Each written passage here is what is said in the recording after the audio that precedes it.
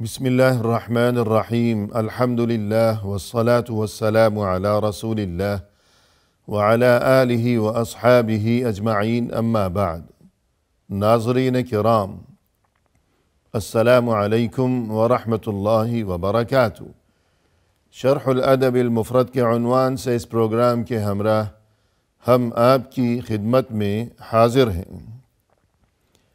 آج کی اس ملاقات میں ہم آغاز کر رہے ہیں اس باب سے کہ جس کا عنوان قائم فرمایا ہے امام بخاری رحمہ اللہ نے۔ فرمایا کہ باب من کرہ امثال السوء، یعنی جس کسی نے برا سمجھا بری مثالوں کو۔ اس عنوان کے تحت امام بخاری رحمہ اللہ نے اپنی اس کتاب الادب المفرد میں جو کچھ ذکر فرمایا ہے تو اس سے یہ تعلیم مقصود ہے اور یہ بتانا اور سمجھانا مقصود ہے کہ بری مثالوں کو برا سمجھا، یعنی بری مثالوں سے یہاں مراد ہیں برے اوصاف اور بری اخلاق و عادات کہ جن سے مومن کو پرہیز کرتے رہنا چاہیے۔ قرآن کریم میں ارشاد ہے، فرمائے کہ وَلَهُ الْمَثَلُ الْأَعْلَى فِي السَّمَاوَاتِ وَالْأَرْضِ، یعنی اللہ ہی کے لیے ہیں بہترین مثالیں، یعنی بہترین اوصاف اللہ ہی کے لیے ہیں تمام آسمانوں اور زمین میں۔ یعنی جب اللہ کا جو مقام و مرتبہ ہے اور اللہ کی شان جس طرح بلند ترین ہے، تو پھر وہ بندہ مومن کہ جس کے دل میں اللہ پر ایمان ہو اور جس کا دل اللہ پر ایمان کے نور سے منور ہو اور روشن ہو، تو اسے بھی چاہیے کہ وہ ہمیشہ اچھی اخلاق و عادات کو ہی اپنائے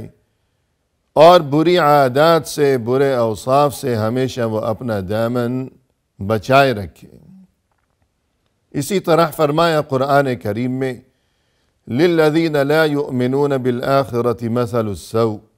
وَلِلَّهِ الْمَثَلُ الْأَعْلَى وَهُوَ الْعَزِيزُ الْحَكِيمُ، وہ لوگ جو آخرت پر ایمان نہیں رکھتے، یعنی جو برے لوگ ہیں، بری مثالیں یعنی برے اوصاف اور بری اخلاق و عادات انہی کے لیے ہیں، جبکہ اللہ کے لیے تو بہترین مثالیں یعنی بہترین اوصاف سے متصف ہے اللہ سبحانہ و تعالی۔ یہاں امام بخاری رحمہ اللہ نے یہ حدیث درج فرمائی ہے۔ فرمائے کہ عن ابن عباس رضی اللہ عنہما عن النبی صلی اللہ علیہ وسلم قال، ابن عباس رضی اللہ عنہما نے فرمایا کہ رسول اللہ صلی اللہ علیہ وسلم نے یہ ارشاد فرمایا ہے، لیس لنا مثل السوء العائد فی ہبتہ کالکلب یرجع فی قیئہ، بری مثالیں ہمارے لیے نہیں ہیں، یعنی مومن کو کوئی بری مثال، کوئی بری صفت، کوئی بری عادت مومن کو کسی طرح زیب نہیں دیتی، بلکہ جو برے لوگ ہیں بری اوصاف اور بری عادات سے وہی متصف ہوا کرتے ہیں، اور کچھ ایسی برائیاں ہوا کرتی ہیں کہ جن سے مومن کو بہرحال پرہیز ہی کرتے رہنا چاہیے کہ وہ مومن کی شان کے خلاف ہے ہر برائی۔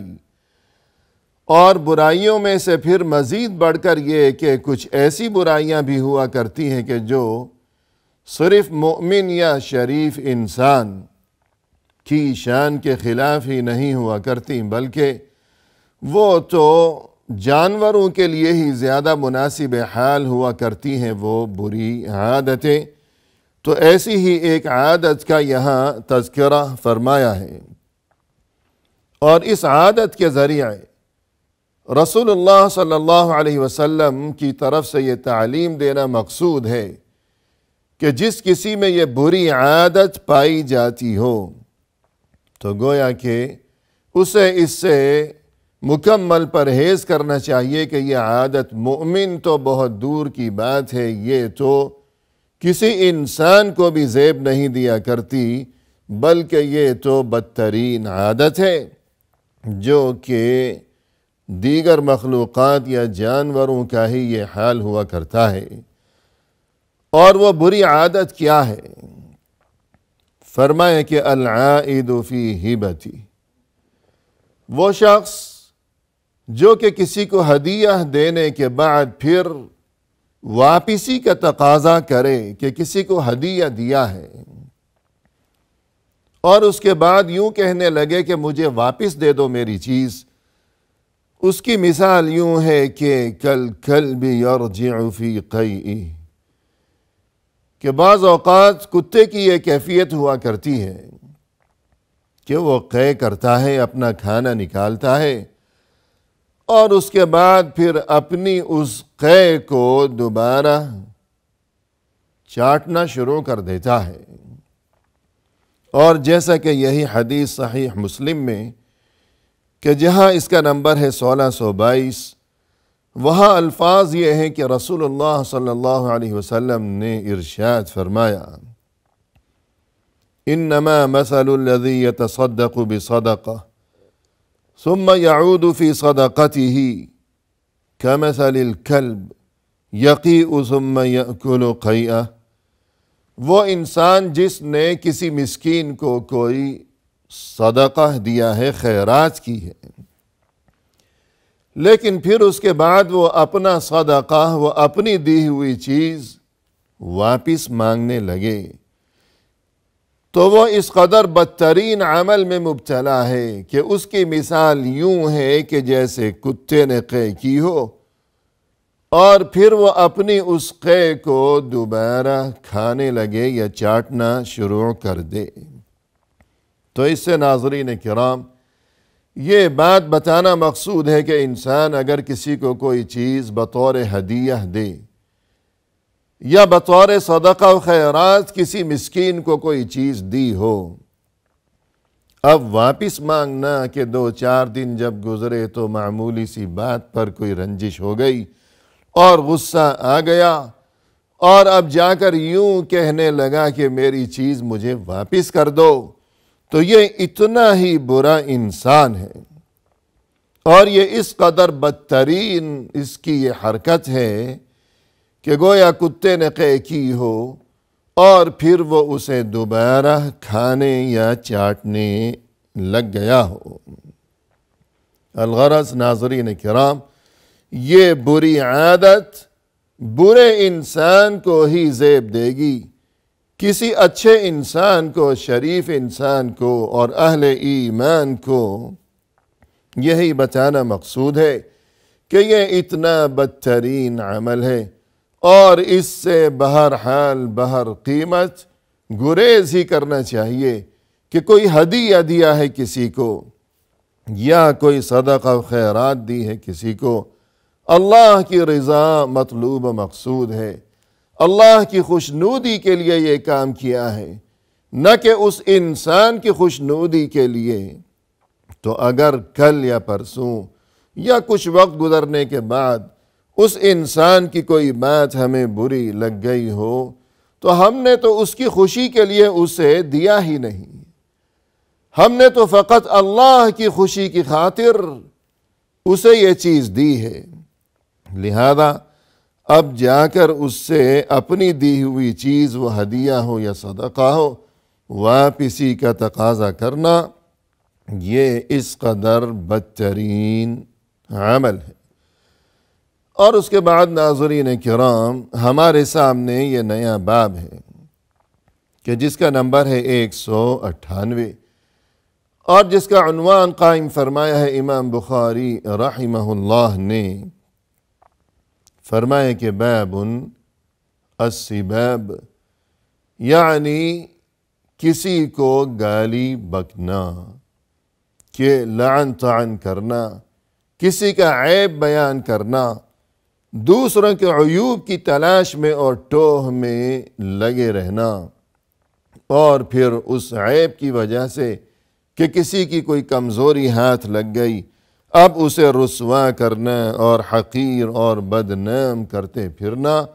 یہ انتہائی بدترین حرکت ہے۔ اور دین اسلام میں اس سے یعنی لعن طعن اور یہ کہ بد کلامی اور تلخ کلامی اور گالی گلوچ وغیرہ کے معاملات، ان تمام حرکتوں سے ہمارے مذہب میں، دین اسلام میں انتہائی سختی کے ساتھ منع کیا گیا ہے، اور ہمیں یہ تعلیم دی گئی ہے کہ عیب سے پاک تو کوئی بھی نہیں ہے۔ ہر عیب سے پاک تو فقط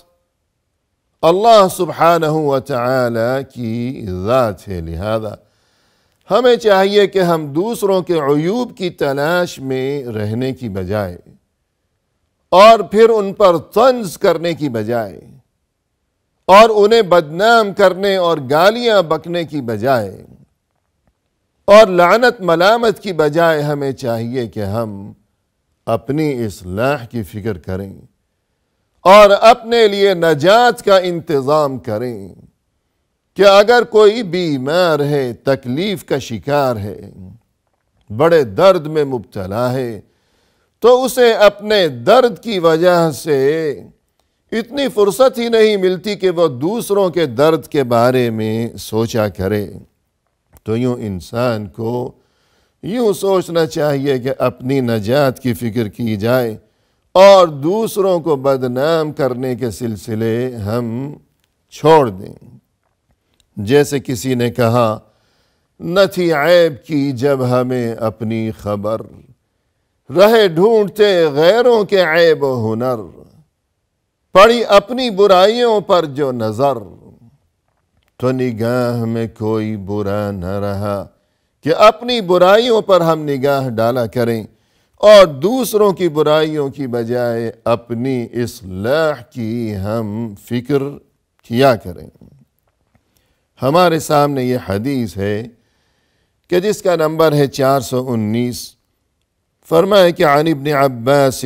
رضی اللہ عنہما قال، عبداللہ ابن عباس رضی اللہ عنہما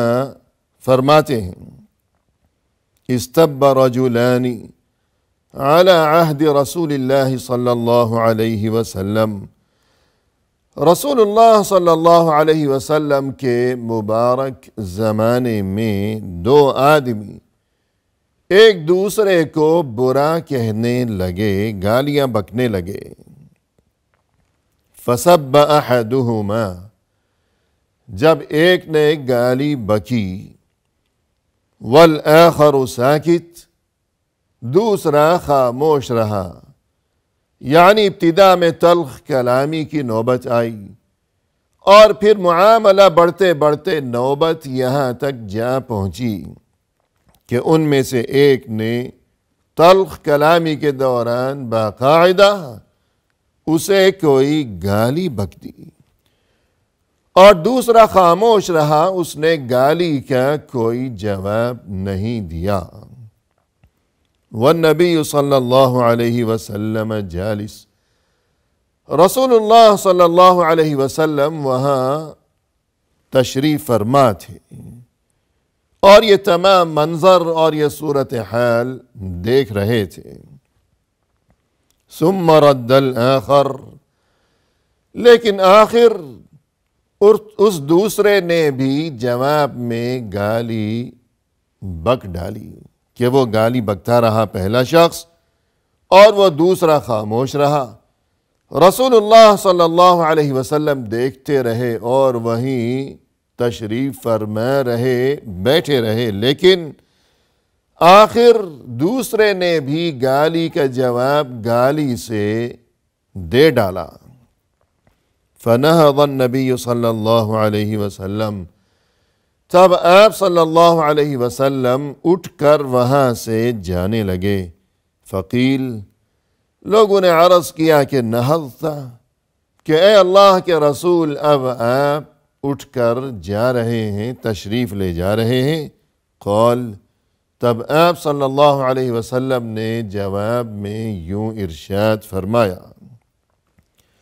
نہضت الملائکہ، فرشتے تو اٹھ کر جا رہے ہیں، فنہضت معہم، اس لیے میں بھی انہی کے ساتھ یعنی فرشتوں کے ساتھ میں بھی اٹھ کر اب یہاں سے چلا جا رہا ہوں۔ ان ھذا ما کان ساکتا، بات یہ ہے کہ یہ دوسرا شخص کہ جسے گالی بکی گئی جب تک یہ خاموش رہا، اور اس نے گالی کا جواب گالی سے جب تک نہیں دیا تھا، ردت الملائکۃ علی الذی سبہ، تو اس کی طرف سے فرشتے جواب دیتے رہے اس گالی بکنے والے کو،